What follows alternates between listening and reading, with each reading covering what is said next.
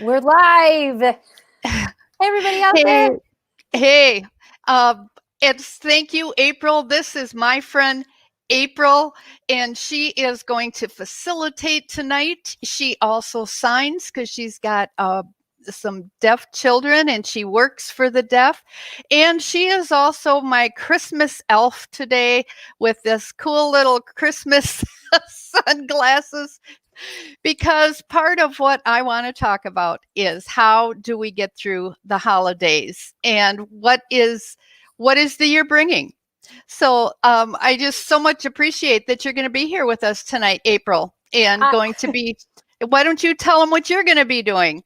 you bet. You bet. I'm here to give great support to Miss Linda and an amazing course that she is launching tonight, all for you. That's right, a course. So 2 weeks ago, she launched her book, Amazing. And now there is a course that's going to be something where you will be able to understand how to get through the holidays, how to get through any hard times, how to get through 2020 and the rest of it, and all of the surprises that'll probably come in 2021, right?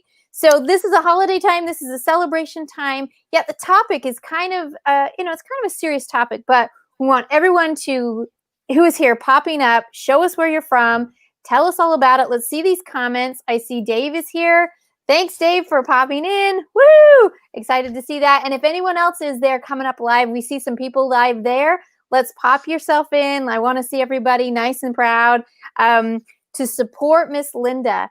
Her course tonight that she's selling is Hope for Sobriety. And this understanding about how this can really come about, she has experience, she has knowledge, she has the base to really bring you great hope. And so, Linda, share with us what it is you want to talk about tonight. And I am right here, your right-hand woman. Let's do this. Well, thanks so much, April. I've just been working on this thing for about 44 years. I came to know a spiritual awakening in 1976. I had been drinking for a number of years. I was 21 years old, and things just got bad. I didn't want to do it anymore. So that's why I decided I was going to turn my life over to the care of God because somebody said He was my only hope. So I did that. I got on my knees in September of 1976 and I said, God, if you're real, change me. Make me sick at the thought of the alcohol and the drugs and sex, drugs, and rock and roll, like the 70s said. And long story short, He did that. And I've never been the same since.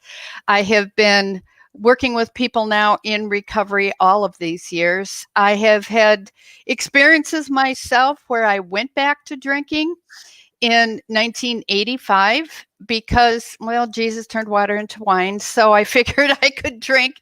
But what ended up happening is it just kind of grew and grew and grew. And that first drink turned into a bottle, it turned into a box, and it ended up not going well for me. So 10 years later, which was now 24 and a half years ago, I decided to quit drinking again. So since that time, I've been working with people, helping the homeless, veterans, people with mental illness, helping them to discover their purpose in life, which is what got me out of wanting to commit suicide.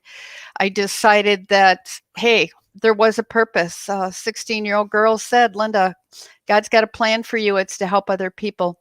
So that's what I decided to do, is to spend the rest of my life helping. So that's what I've been doing, and that's what this course is about. So that's what I want to share with people, what I put together and why I am offering this 12-week course to give 2021 a great start. Wow, a fantastic way to give us a great start. Let's go ahead here and find out what it is we can start with. I know she's got some incredible notes, some great things that she's talking about here. So we're going to pull this up so everyone can see. You can see it out there. Let us know. Share it loud and proud if you can see all of this. The Hope for Sobriety, a no shame recovery course for believers who want to quit drinking. Tell us all about this. Well, I'll tell you, this, to me, we need hope. And what hope is all about is help opportunity, praise, and encouragement. That's what hope is. And that's what I want to give to people. And we tend to have so much shame along with what we do when we do things wrong, or we do things when we're drinking, at least most of us, that we regret doing. So that's why I don't want people to feel shame in coming forward and admitting that they've got a problem. We're going to get rid of shame. That's part of the course, that we go through a whole section on letting go of shame, because shame can destroy us. So that's the core of the course. And just a little bit about myself for those who don't know. My name is Linda Larson Schlitz. That's on the next screen there. And I've been a counselor for over 30 years. I've been doing this kind of work, but I've been counseling in schools, job center, private counseling, children and families. And now for the last 6 years, I've been at home doing what I'm doing now, which is online coaching and counseling. I'm the author of 3 books, actually. One that I'm going to be republishing. It's a little children's book from domestic violence, which I'm working with April on that.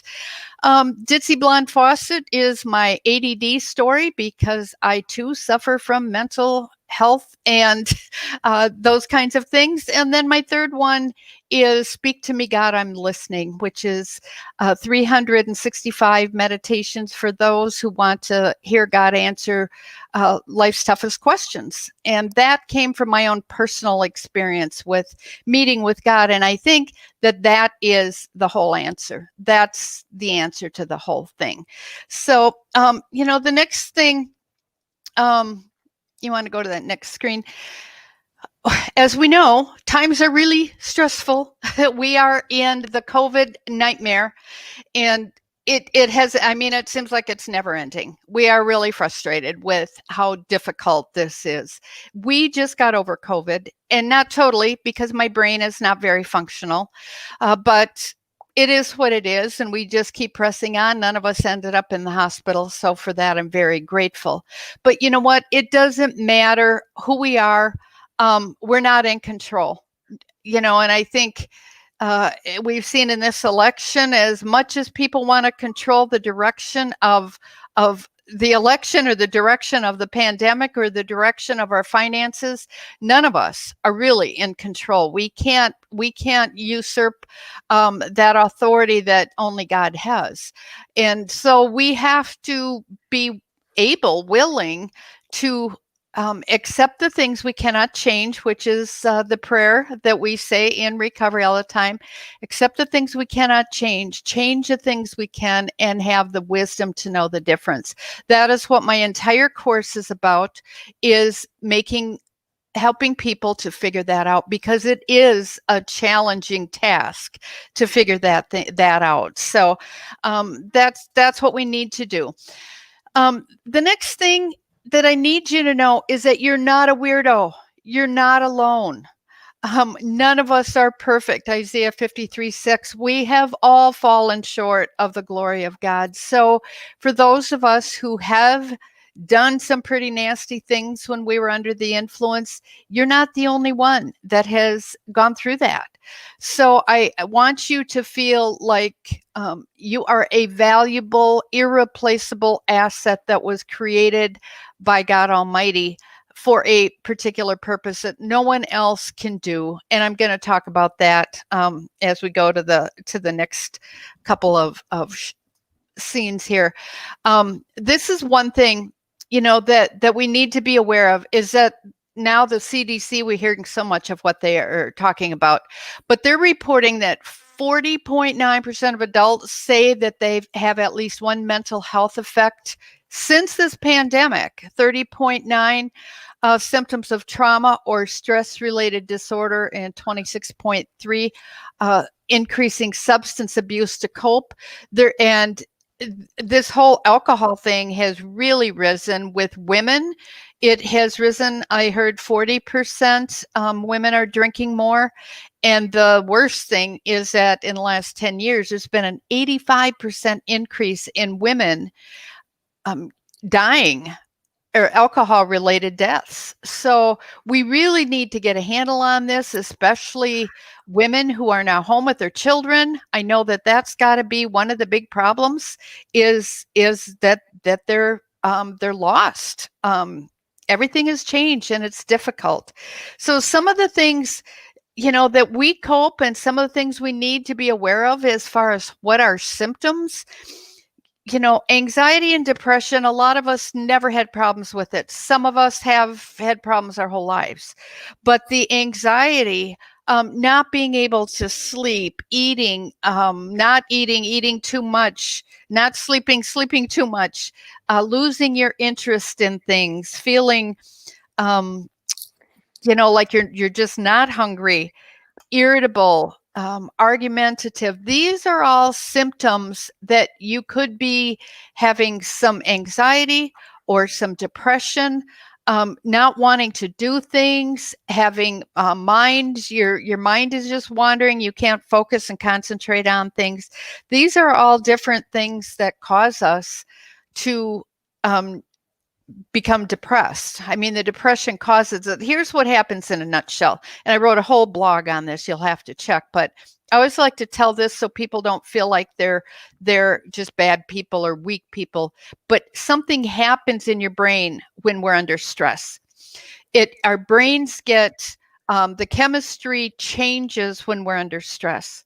So our stressors end up going making things haywire, and nothing works the same way as we've noticed. We lost our sense of taste and smell in our house. Why?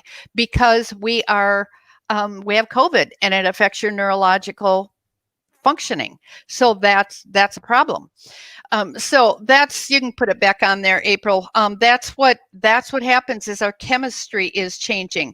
So what happens is that we get this quick fix with alcohol.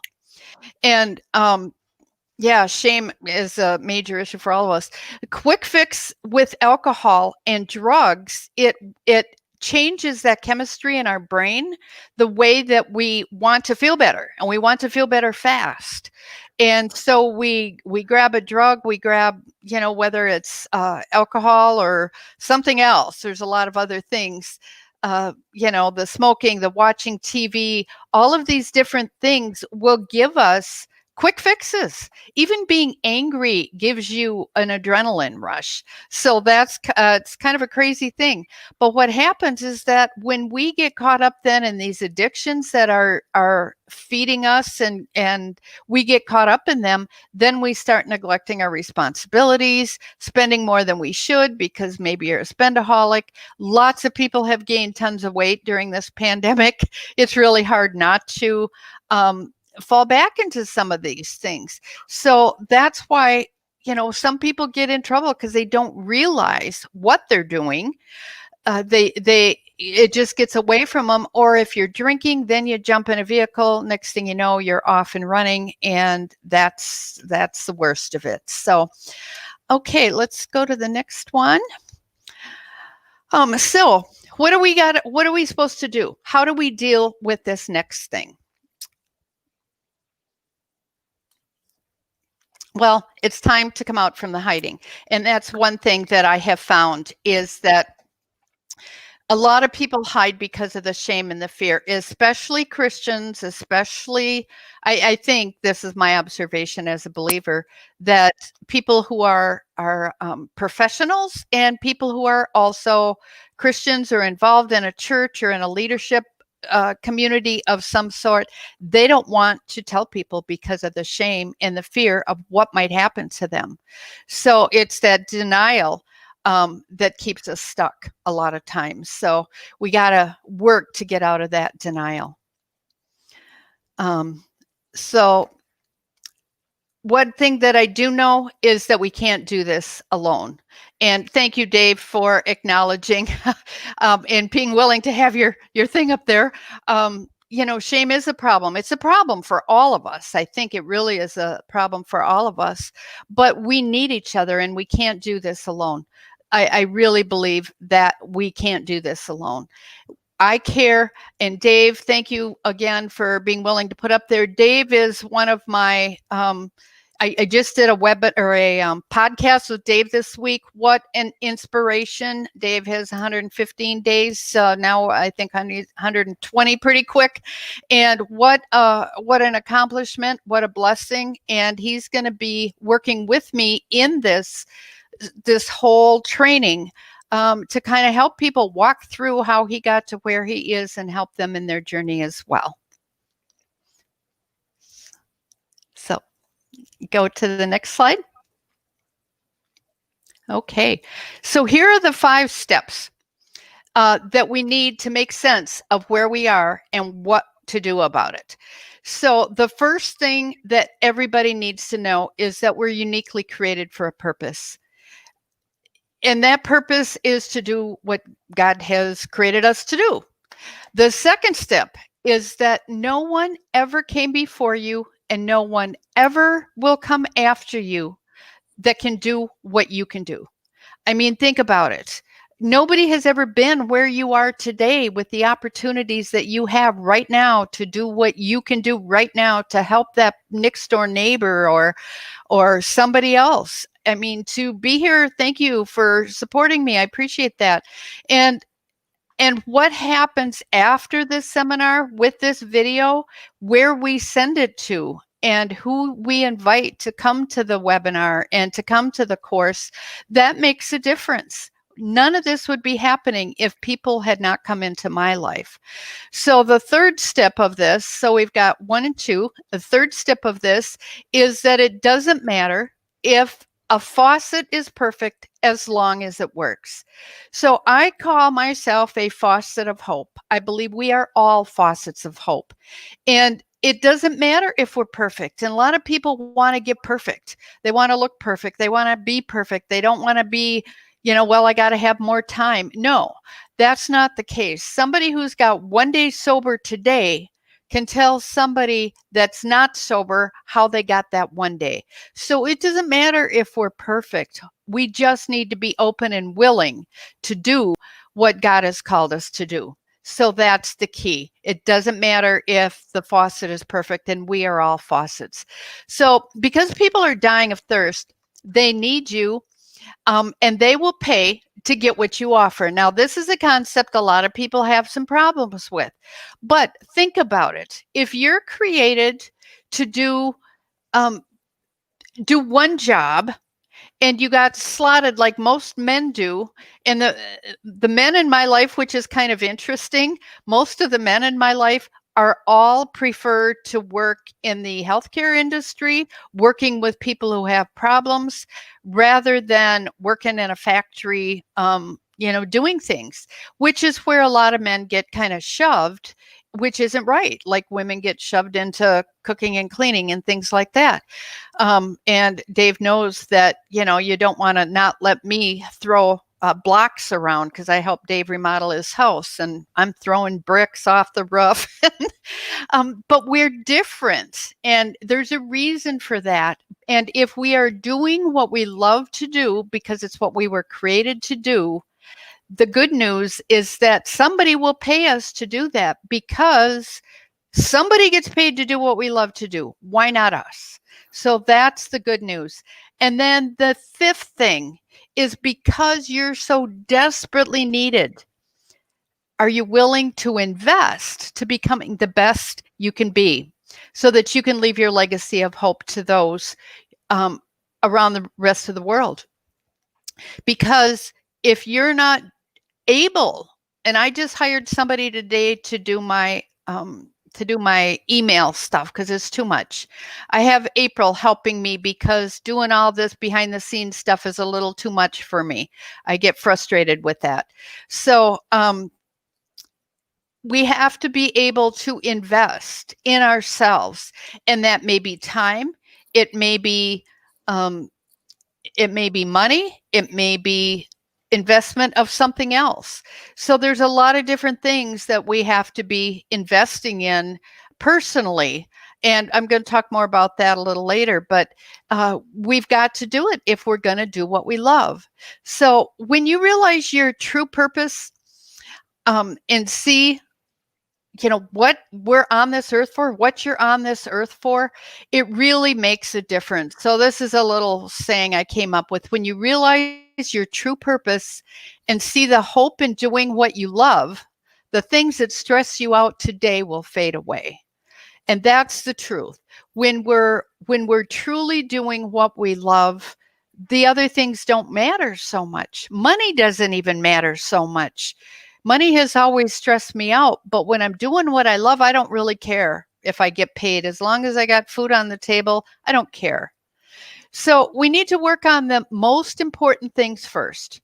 And for those who are in recovery and who understand that, surrender is the first thing that we can do. We have to surrender and ask God to help us do, to let go. Because it's not that I have to do the work, I have to let go and let God. And if you don't know what that is, what God wants, just ask. James 1:2-8 says, or at least part of that is, if you want to know what God wants you to do, ask him and he'll tell you, which is the whole foundation of my book. Ask him and he'll tell you. So that's what has got to be your first step. In the 12 steps, it is about admitting that we're powerless over alcohol or drugs or whatever, and that our lives have become unmanageable. So those are the things. Romans 8:28 is that all things work together for the good, for those that love God. So no matter who we are, what we're doing, um, it's all about us turning it over and accepting that God has a plan. So we need to find the right people for the right job. This is what God does. He finds the right people for the right job. And for me, people know what I do right. They know that I'm a counselor just by nature. They know that I'm a person that supports people and helps people. That's who I am.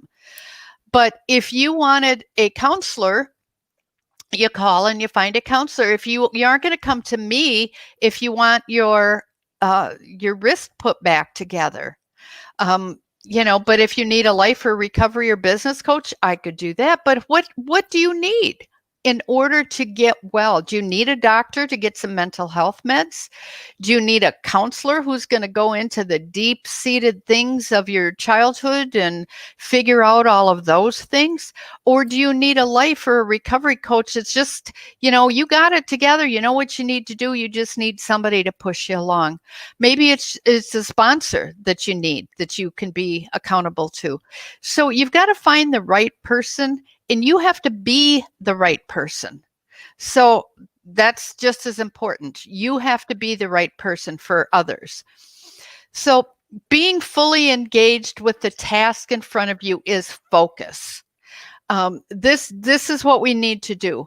That's how you stay sober. That's how you get through the holidays, is through focus. If we aren't focused on the important thing that we have figured out what's important, and for those of us watching, sobriety is kind of a major thing. So how do you stay focused on sobriety in the middle of a holiday, when people are offering you alcohol, when you're in places all the time that you're tempted with it? You have to focus.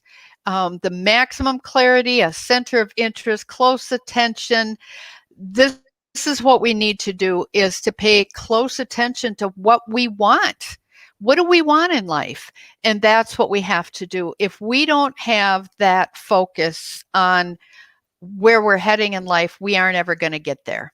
And I'll be honest, it's a struggle for me because of my ADD, but I'm working on it. So a few things that people can start doing during this holiday season: go to meetings. Now, there's not a whole lot of meetings that are live these days, which is fine. I think Dave will attest that um, our Saturday morning meeting is really good. Would you say yay to that, Dave? You like our Saturday morning meeting? Dave is always there. He's such an encouragement. We meet on Saturday mornings. It's a free, open meeting. You can just go to my website, lindalarsonschlitz.com, go to the events, and it is posted there. It's just we go to Zoom, we meet face to face, and it's awesome. It's just an awesome time, and it's great to be able to celebrate people's successes and to encourage people during their difficult times. So that's something you can do. You can go to a meeting, no excuses. Just go. So, and counseling too. You can just do that. So, next thing. Are you there, April? I am. I'm here. And So, I have a helper who's besides popping in. going to meetings. Oh, okay. So here's the other thing is learning to say no. We have to learn to say no. And another thing I'm not very good at, I'll be honest, because I say yes to a lot of people, and that's not the best. The best thing is to say yes to too many people because we get spread too thin and then we get stressed out. So how do you know what things to do and how to say no to? That goes back to praying for the knowledge of God's will and the power to carry that out. So, doing a lot of prayer really does help to get the direction and what way to go. I also have friends. I have a lot of friends that I will talk to and say, "Hey, what do you think I should do?" And it's very helpful. Here's kind of a really good tool that people have found to be extremely helpful. If you're thinking of doing something, whether it's picking up something that you are don't want to be doing maybe, or you don't know, play it to the end. You're thinking about going out and getting a bottle, play it to the end. You're thinking about going and having another piece of cake, play it to the end.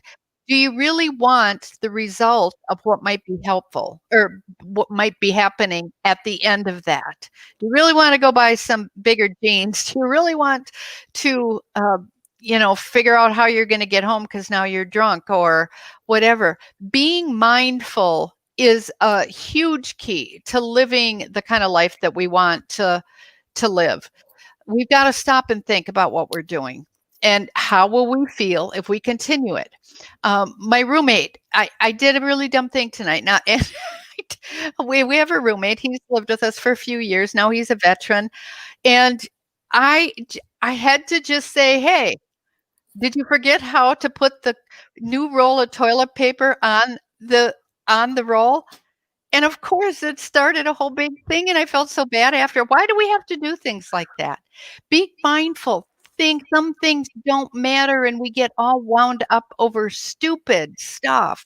So, stopping and thinking about, does this really matter? Is this really what I want to do? Is this going to be helpful for me? Is this going to give me a good result? Or am I going to pay a price?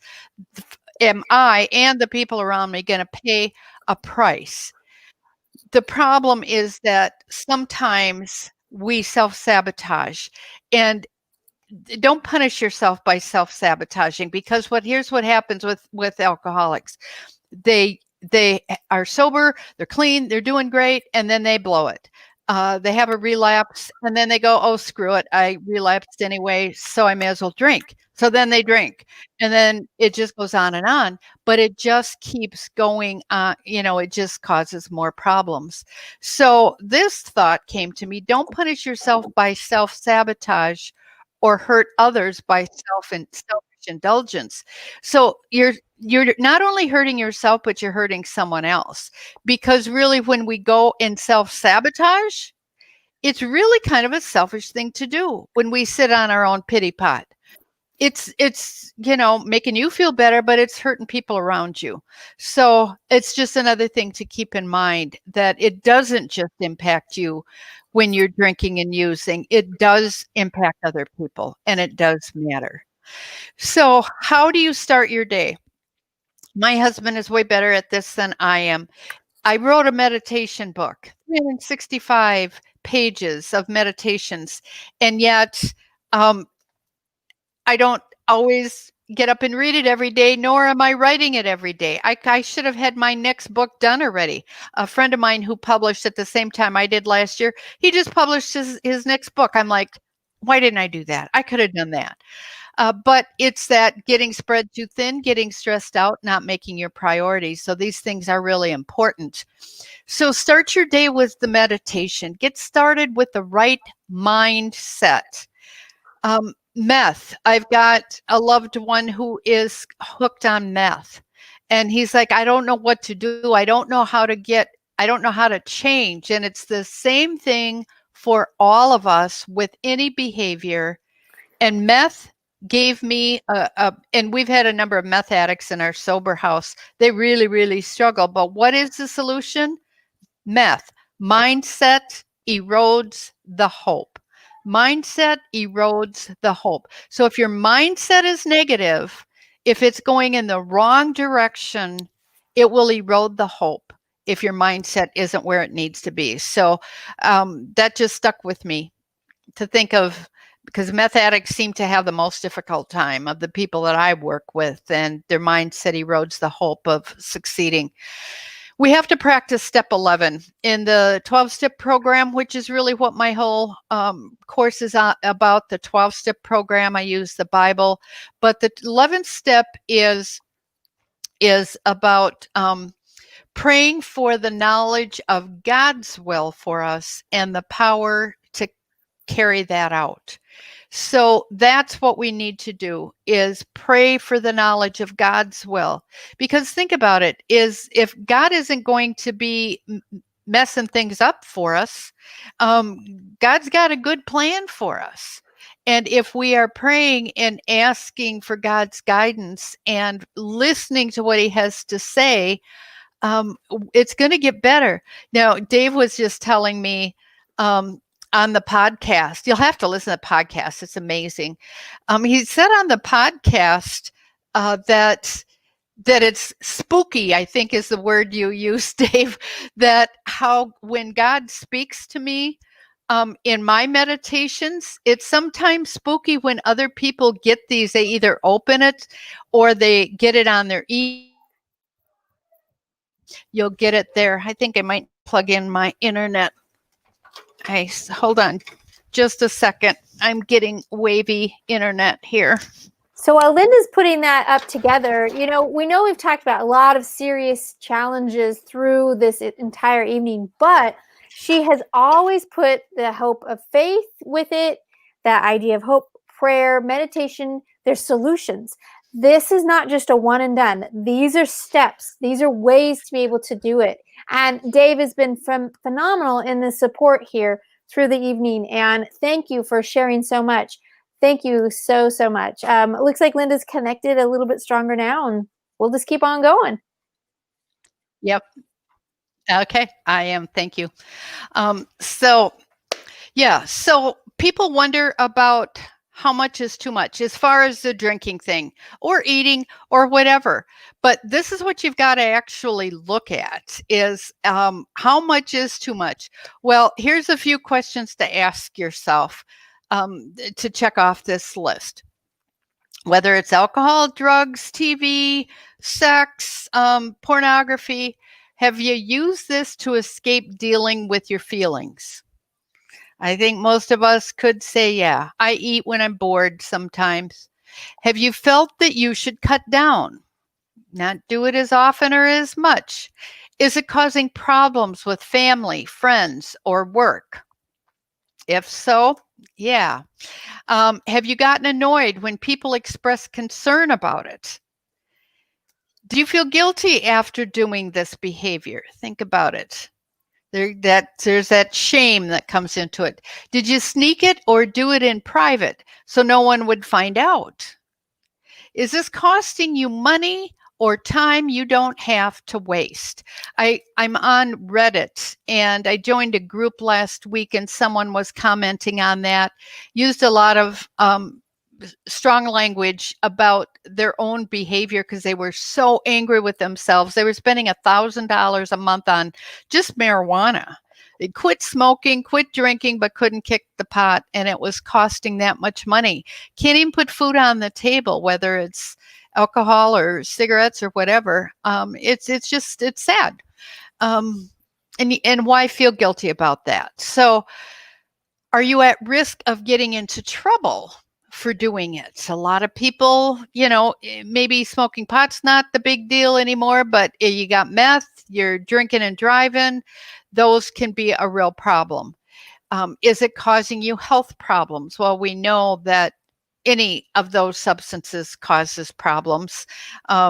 Smoking, drinking, overeating, all of those things. Does it make you feel separated from God when you're doing it? Some people feel so guilty that they just think God hates them so much that he doesn't want anything to do with them, so that it causes that separation. And so they just actually stay away.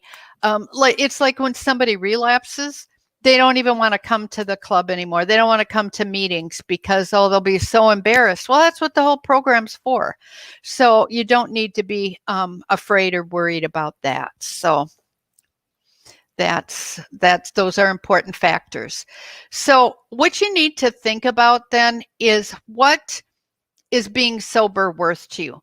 Now, Dave and I talked about this. My husband and a bunch of my other friends have talked about, how much does it cost? I've got a lady friend, she's a professional and had a professional job making a lot of money. And she just couldn't quit. She just couldn't quit drinking. And she started looking, and she's like, she said, I bet you with the alcohol, and because she did have money, she bought expensive stuff. She was spending like $30 to $40 a day at least on alcohol. But then when she would get sick, because she would go on a bender, she'd be off work. She'd be calling in sick at the tune of hundreds dollars, thousands of dollars. And then she ended up going to the hospital for detox. And then they sent her to a treatment center. All said and done, in that year, she was about $50,000 in the hole. With all of those expenses that had built up, money lost, money spent, hospitals, doctors, and then you get out, then they have you go to a counselor, and counselors are $150 an hour. So you got your inpatient treatment. I know when my husband went to treatment, it was $25,000 for 28 days. I mean, that's a lot of money to be spending on treatment. I mean, we're still kind of paying that off. It does cost a lot of money. And then you get the legal fees. Oh my gosh, if you get the legal fees, if you get picked up for drunk driving, at least in Wisconsin, oh my gosh, you're buying the gadgets is a lot of money. So physical problems. I mean, besides the hangover headaches and nausea that you get, what about all of the other things that you can get? The depression. Alcohol causes depression and anxiety and pancreatitis and liver. All of those things are caused from abusing our bodies with these addictive substances. And then the booze itself. So when you look at the cost of this, what is it costing you? Then you think of, what is it worth? What am I going to invest in to get better? Whether it's your mental health, your physical health, are you going to pay out of pocket to get better? Because you know what? We can't wait. Life is short. We don't know what tomorrow's going to bring. And each one of us have a job to do. If we aren't clean and sober today, if we aren't doing what God's called us to do, the world is missing out, because the world needs us. He needs me. He needs you. If we aren't here, people are missed. They are missed. And I know when you're not at work, our roommate, he's a care provider. They missed him horribly when he was gone. I know that people, when you're not there, when you don't answer your phone, you don't answer your text, it matters.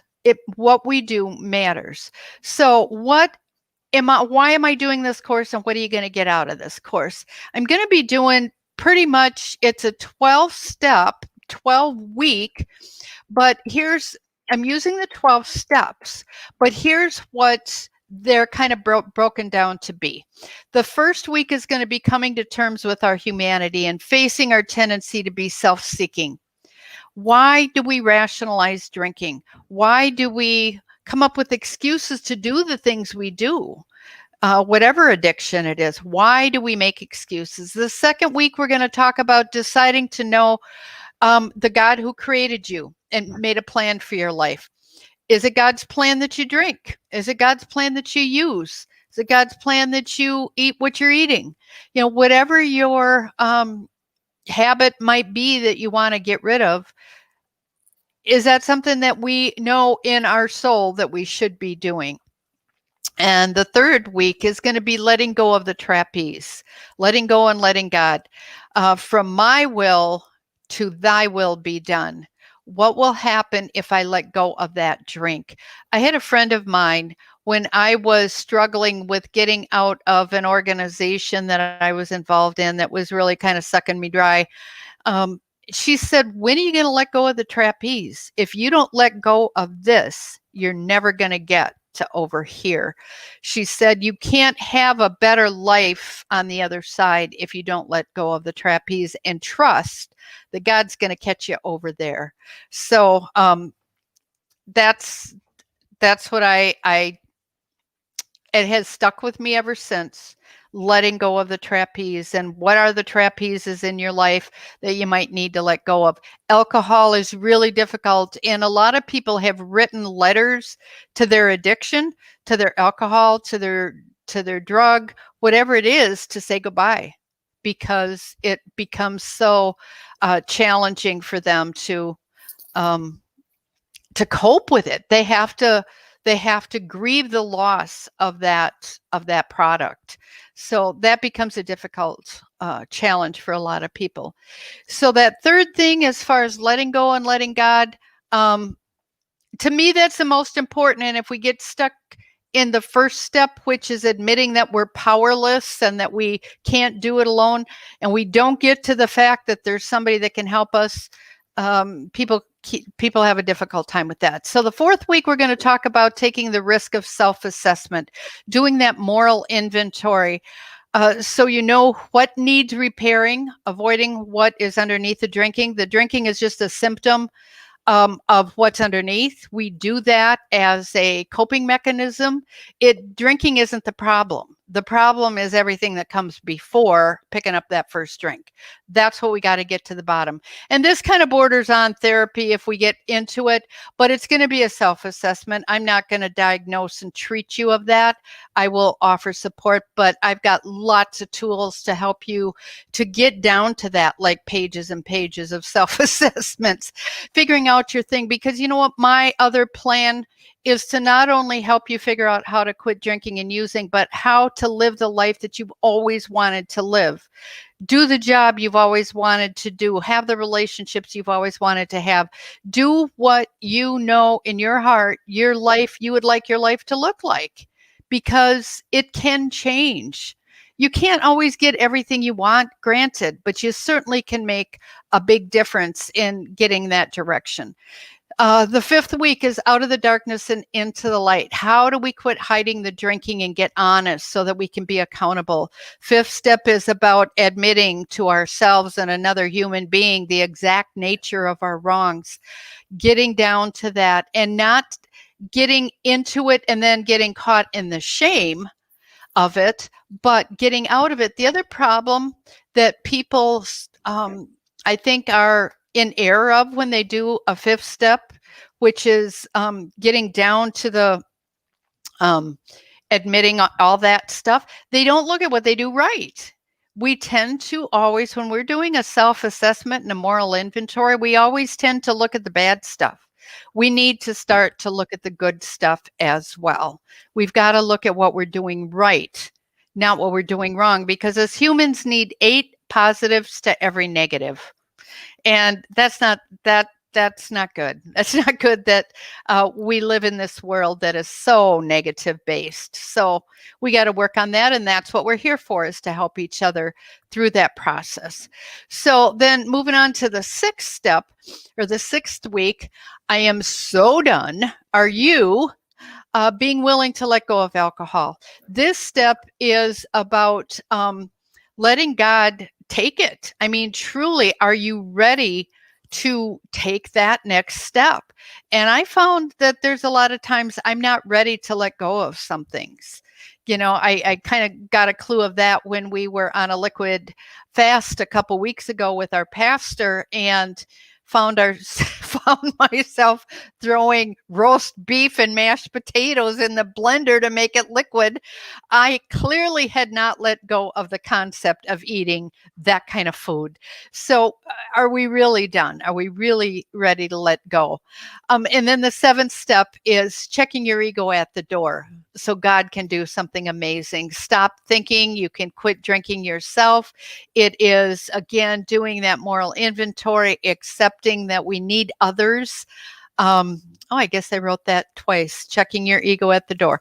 I've got that. It's week 7. That must be an important thing because I've got it on there 2 times. That's And great. it is an important thing. The ego is an important thing. The week 8, getting honest about the people we have hurt and why it matters. The challenge of the moral inventory is best not done alone, because when we're doing this, the people that we have hurt, sometimes I've seen people, when they start going into what they've done to other people, they get so depressed and so upset that they go and they drink again. And now it's starting all over again. So then they're calling the person they want to do the amends to, and they're drunk. That is not a good scenario at all, because undoubtedly they're going to end up saying something, and just the fact that they're drunk again causes even more problems. So that moral inventory, yes, you've got to do it by yourself, but have somebody available to you where you don't have to walk through that alone. And that's why I think the group approach that I'm doing in this course is going to be very helpful. Not only are we going to be meeting in the group, our Saturday morning regular group that we have now, but our other group, we're going to be meeting and going over these every week, and then there'll be worksheets to do. And then there will be a daily support group that people can join, a private support group where people can just share. That'll be the members of the group. So I think it's going to be a tremendous opportunity to work through these 12 steps in a way that most of us have never done it, I don't think, as intensively as we are going to do this. Especially the benefit of having a master's level counselor to kind of guide people through that. And then why forgiveness is necessary for true sobriety and recovery. We have to forgive others. People sit in resentment, and like I've said before, expectations are premeditated resentments. And when we get resentful, then there are hurt feelings and negativity, and it gets bad. So we need to forgive because God forgave us. So let's just start doing that. Week 10 is sober apology, facing what we've done and making it right, the shame-free repentance. Now, we're kind of following the 12 steps, and until I wrote my book, I did not notice that the 12 steps were so filled with this self-reflection thing. There's a lot of self-reflection. There is a lot of making amends and forgiveness and keeping ourselves free from guilt and shame. That's what all of that self-reflection is, because when we are living in a lifestyle or in patterns and habits that we don't feel right about, that we don't feel good about, that shame is right on the surface, and the shame gives us ulcers and migraines and nauseous and all kinds of things.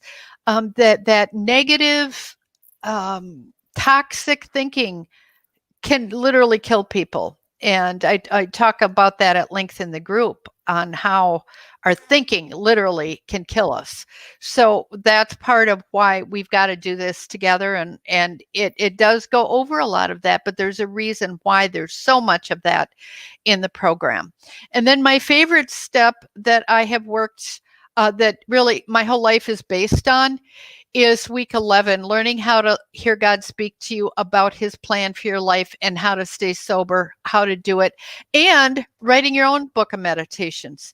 There is no reason in the world why everybody isn't publishing a meditation book that could be a blessing to others. It's just something that we could all do. And I think it'd be a great idea if we did. Um, so we are, we're just blessed to have these opportunities to be with each other, to have each other to fall back on, and to have the love of God to kind of surround us all. And when we get lost, we can start doing that. I'm just really blessed. Oh, thanks, Chris. That is, I know April is such a blessing. Isn't that cool? I bet there's a lot of hearing impaired people who are struggling that would really benefit from this. So I'm excited to share this with people. And so step 11 is crucially important. And my book is going to kind of be a foundation every day. This is something I'm going to give to everyone who purchases this class, joins this class. I'm going to give everyone their own signed copy of my book, and we're going to go through it every day, and we're going to work through those 12 steps for those 12 weeks and use that kind of as a guide. But week 12 then is living your God-given purpose to change the lives of others without needing alcohol to do it or other addictive kinds of things. We're going to get purposeful passion. And for the guys who know me, and Chris and Dave, my two groupies, and thank you guys, I love you both. I am passionate about helping people. I love helping people. And if I have an addiction to anything, it is helping people. And it's unhealthy sometimes because me sitting back and I got up at like 4:00 this morning and I haven't sat down. Well, I've been sitting all day, but I've been working on how can I help people. You need to have balance in your life. That's the first thing, actually, that tomorrow, if you haven't signed up for to be onto my basic list, you need to sign up for that because that'll be the first thing that you're going to get tomorrow is a chart of balance, how to stay balanced, because we need to stay balanced. And it's hard. It's hard not to do that, to get exercise and to eat healthy and to spend time with family and to do recreational things. And those are the things that we all need probably more work on than we are. So the 12th step then is to be functional enough to be able to help people.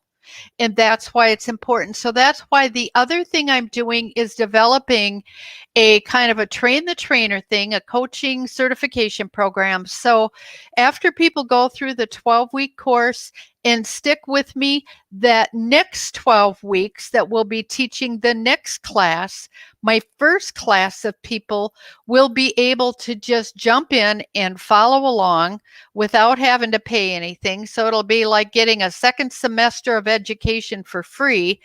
And then by the end of that year, by the end of the first year, I want to be certifying people so that they can do training and doing some of these things as well. So I'm excited about that, being able to do that.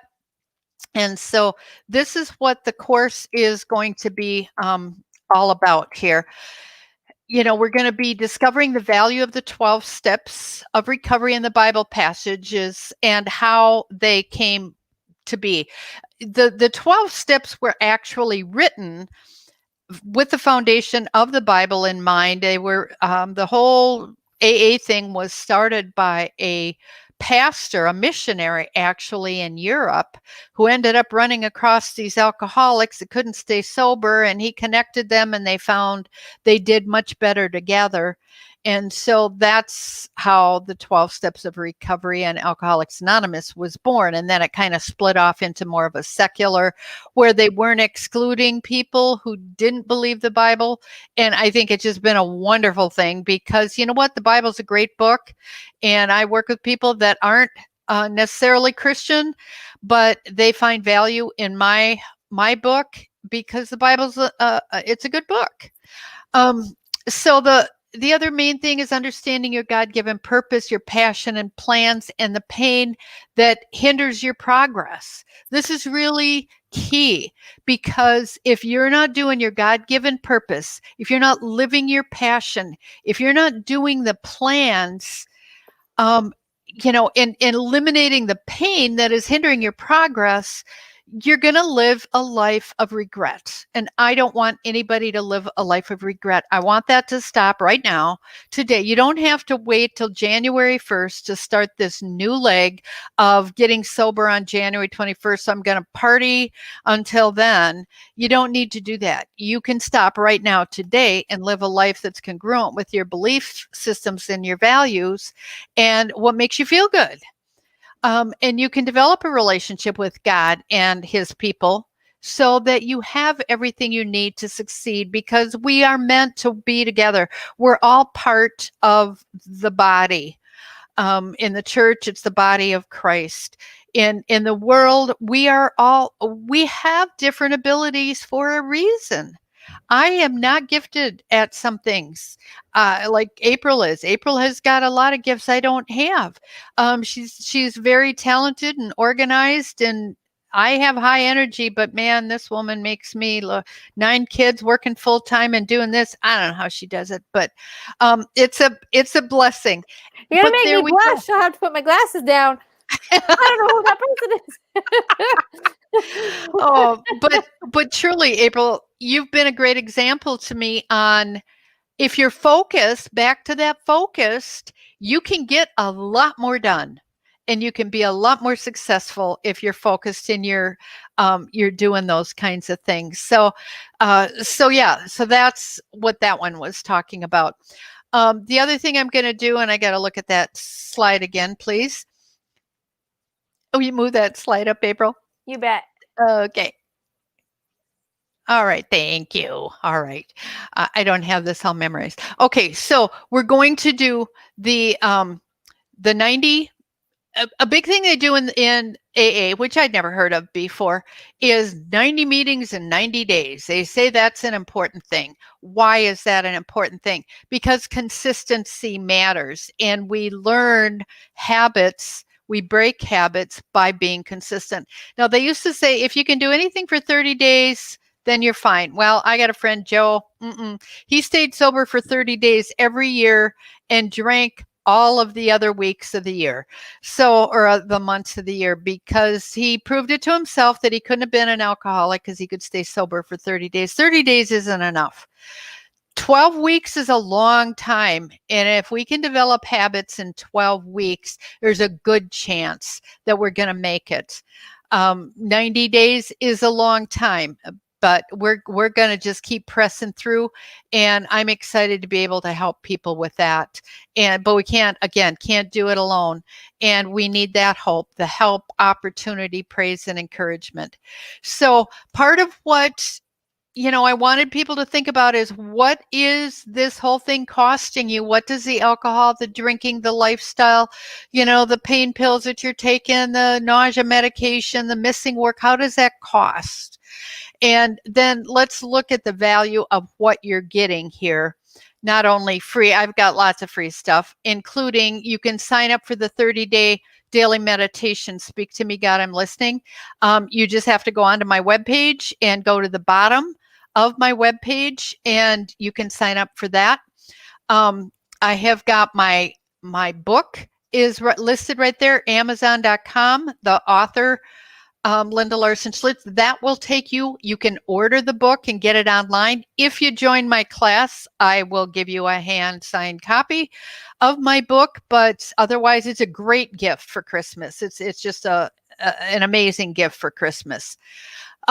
You're going to get a free coaching session. So even if you're watching this and you're not, you're not sure if you want to get into this whole big 12-week thing, please sign up for a coaching session. I would love to work with you.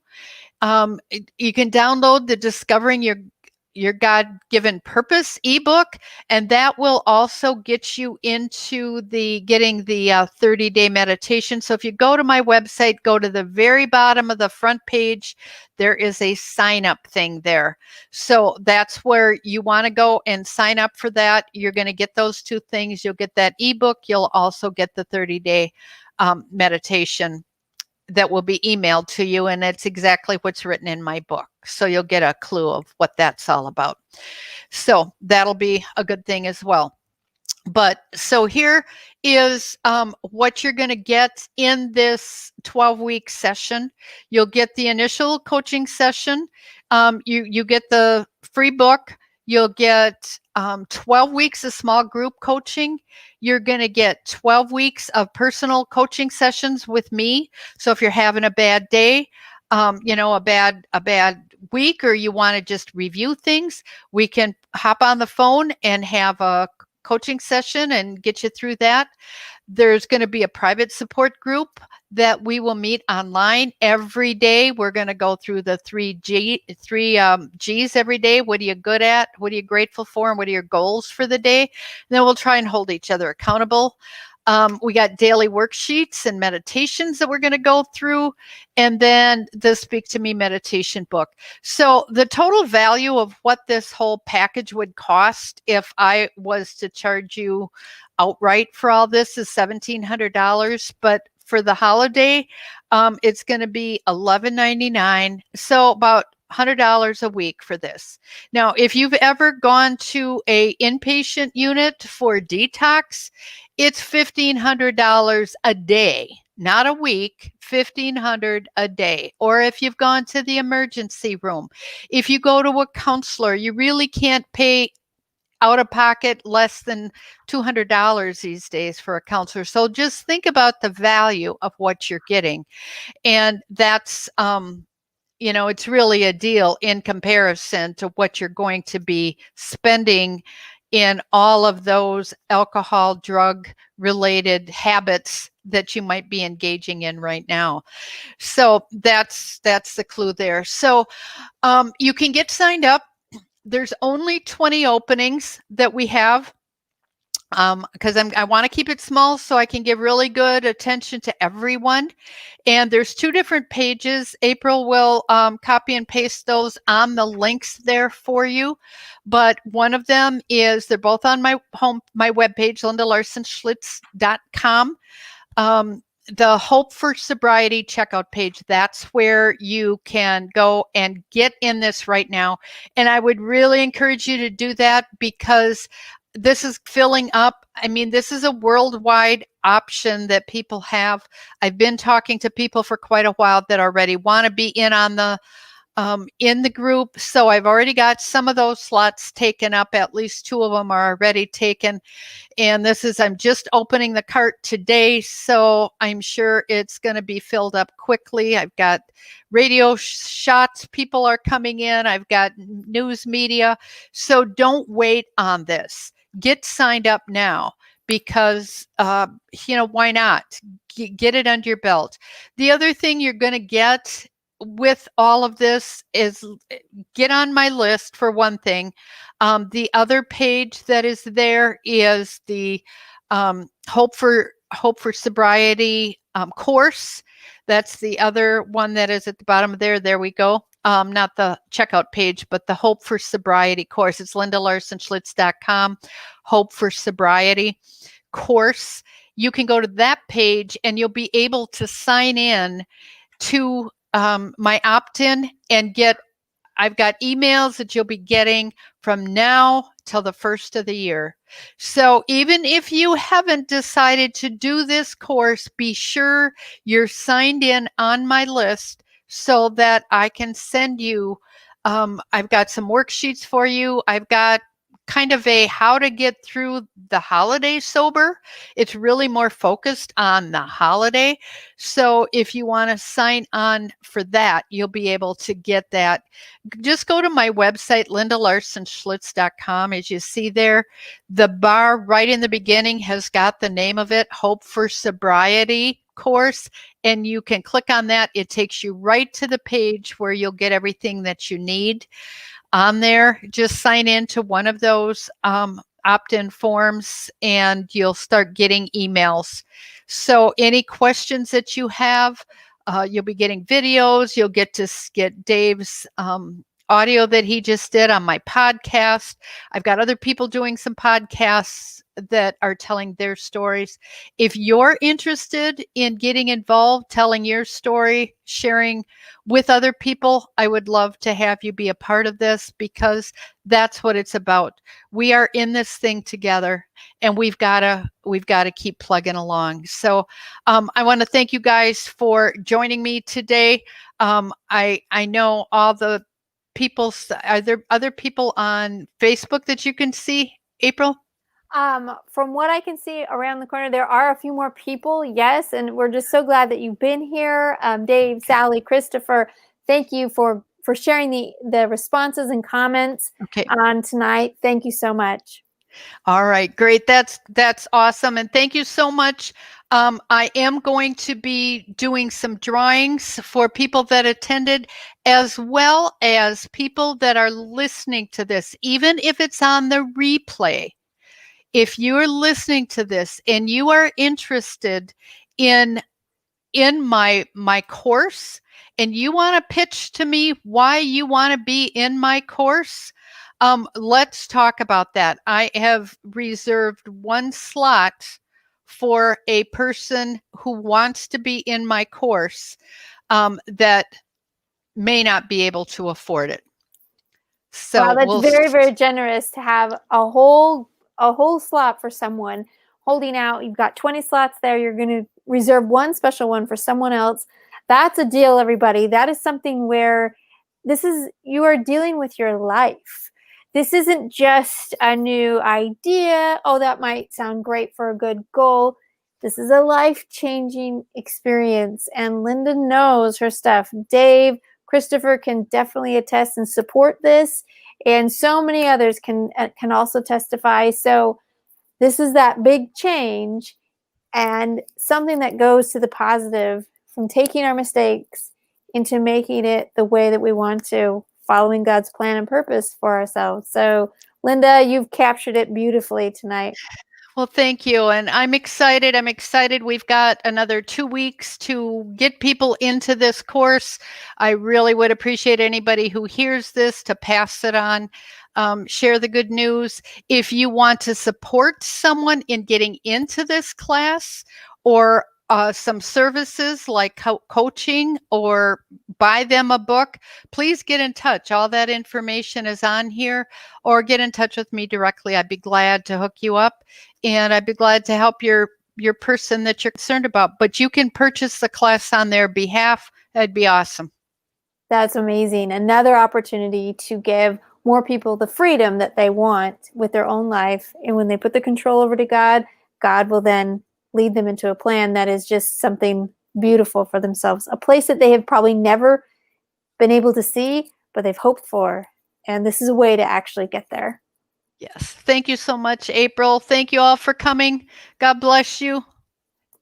Be safe. Bye, everyone.